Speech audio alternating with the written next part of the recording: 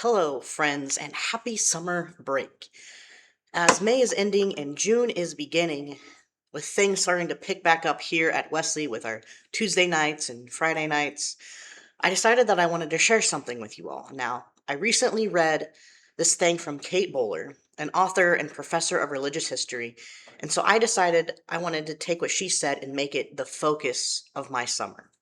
Now, this is going to sound a little weird at first, but just stay with me. This summer, I want to stay porous.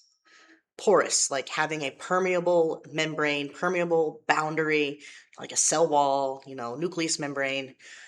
I don't want to let all things in, but I want to let in some things. I want to let in some wonder, some surprise, some sunshine. But most of all, I want to let in joy. In a world where we are so often scheduling every second of our day, and we're focused on self-improvement and progress checks, we end up feeling like I'm not doing very well and I never will. This is what Rowan Williams, the Archbishop of Canterbury, calls cold humility. Maybe you aren't doing very well at the moment, but this statement has a very negative viewpoint. In contrast, Rowan Williams talks about a warm humility, which would say, I haven't got it yet. I haven't got life or faith or whatever figured out yet. This statement recognizes that life isn't all butterflies and rainbows, but it leaves hope alive. So, why is this important? Because joy isn't a mood that you can just manufacture. Joy happens to you. You can't schedule it for 8 to 9 p.m. on Wednesday nights.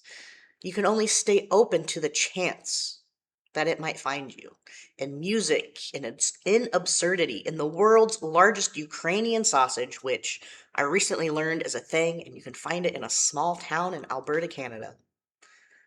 So the spiritual task is not to grip on to joy harder when it arrives, to try not to let it go.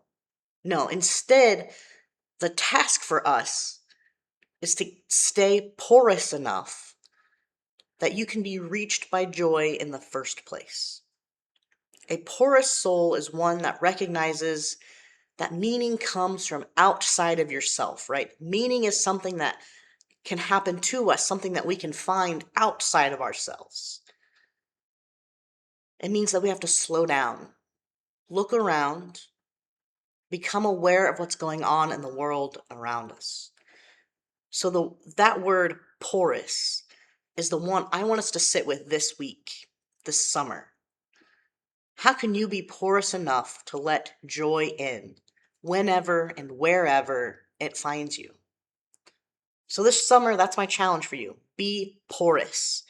Open yourself up to joy in all the weird and absurd places that it can come from, even if it's the kitchen sink while you're doing dishes. Maybe it's you see something out the window. Maybe you go and discover the world's largest Ukrainian sausage, or you go to Casey, Illinois and see the world's largest rocking chair and the largest bird cage and largest wooden clog shoe. Take time to let joy in. Let it come in at any moment.